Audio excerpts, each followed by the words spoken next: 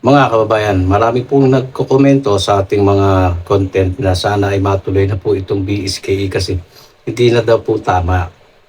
Binabasa ko yung kanilang mga opinion, talaga namang meron ng pagkadismaya sa kanilang mga sinasabi. Pero hindi na natin babasahin isa-isa yon.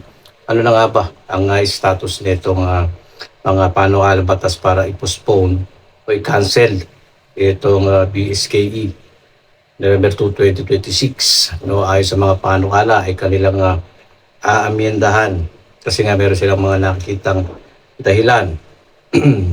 Krisis sa enerhiya at itong version ni Senator Chis Escudero ay fixing of term gagawin 5 years. No? Ano na nga bang proseso nito? Malapit na po mag-September 28, ngayon ay August 22. Yan, so konti na lang ang panahon Kaya't yung mga tao nagiging hati. Sinasabi nila na tuloy yan kasi kulang na sa panahon. Yung iba naman ay sinasabi na mapupuspon yan kasi pag ginusto ng Kamara yan, ng House, pwede nilang madaliin yan. Pwede bang madaliin yan? Parang hindi Kasi, kasi hindi naman lahat ng mga mababatas ay pabor sa postponement. Magkakaroon ng mga debate yan. Di ba? Ito, proseso ng first reading sa Kongreso at Senado. Ayan. Binigay sa atin to ni Bro Joel. No? Pag-file ng bill, malaman na natin kung anong pagdadaanan nito sa first reading. No? Pag-file ng bill, isinumite ang panukala sa opisina ng kalihim.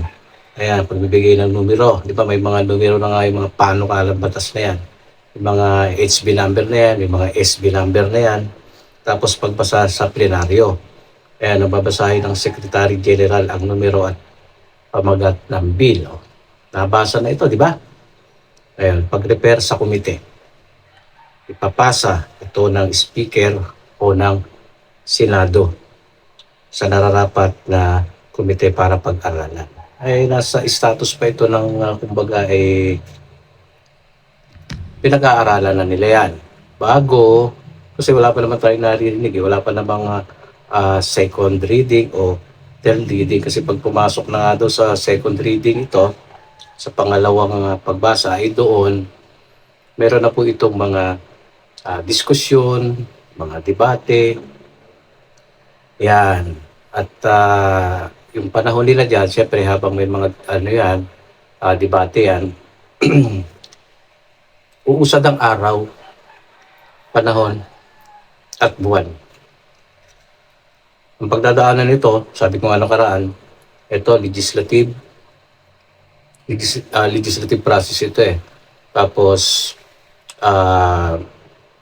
kasama dyan yung susunod dito sa legislative ay executive. No? Yung desisyon ng presidente. Iniisip ko, pwede kayang ibito ni PBBM itong kung magiging batas itong panukalang term fixing. Pwede kayang ibito. Pwede. Pwede rin hindi. Pero pag binito yan, automatic. Pag binito yan, kung meron ng Republic Act na nagpo-postpone ulit, wala na yung RA 1232. Pero pag kanilang pag ibinito ito ng presidente, automatic disapprove yun. Tuloy-tuloy na ang BSKE sa November 2. Paano naman kung pinirmahan? Executive yan, pinirmahan. Sign into law. Di batas na siya. Kasunod noon, judicial process. Mula sa executive, ang pupunta sa SC o Korte Suprema. Doon, kung nasaan, sabi nga ni election lawyer, Atty. Makalintang, nakaredy na yung kanyang pagpetisyon. Inaantay na nga lang daw yung Republic Act, kung ayun ay magiging Republic Act, isusulat na lang doon. Tapos, magpapasa na ron, ipapasa na sa SC. Kakalabanin o ipipetisyon ang magiging batas. Siyempre, pipetisyon Dahil nga bawal ang pag-postpone. Kung ano man ang nilalaman ng petisyon na yun, siyempre sila nakakaalam doon. Para nangyari na to kaya lang naging pinagbigyan yung RA 12232 no? Dahil term setting bill yun.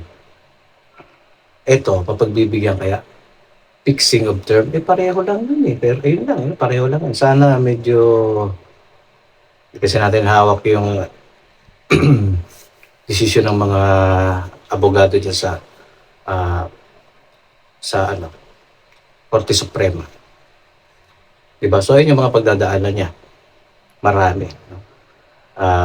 Lower house, upper house, may mga bicameral pa yan. Tapos, kailangan maging ratified bill siya. No? Ratifikado. Ganun po yun. Parang yung nangyari nung nakaraan, yung BSK postponement nitong previous. Di po ba? So, ang pag-asa, mga kababayan, pag-asa ba? Nahirapan ako mag-ano ngayon. Hindi kumpara nung nakaraan sa term setting bill talagang sigurado kung papaboran ng AC yun.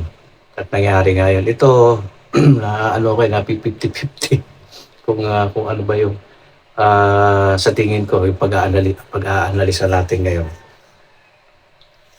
Wala pa naman hindi pa naman nagkakaroon ng debates. Hindi pa nagkakaroon ng debate. Doon siguro makapagbigay tayo ng magandang analysis kung nagkaroon na ng mga debate, sagutan, diskusyon. Kasi titimbang-timbangin na yan Diba?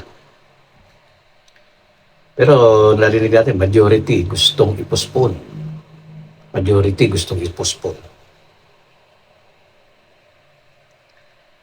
So, antay tayo mga kababayan. Muli, siguro itong araw ngayon, no? Sabado, Linggo, bukas, Lunes, siguro. Sa susunod na linggo, malamang magkaroon na po ng mga pagdinigyan at papasok na sa second reading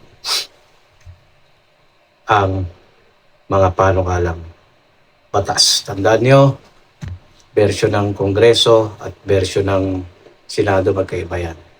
Siyempre, kailangan pumunta dyan ng COMELEC, NAMPREL o kung sino pa man, Liga ng mga Barangay. Kasi hingin din yung kanina nilang mga mga opinion dyan Titimbang-timbangin nila yan Pero sabi nga gusto ng majority. Sige, mag-update tayo sa susunod. Hanggang dito na lang. Pa-subscribe, huwag kalimutan mag-comment and share ng ating video. God bless po.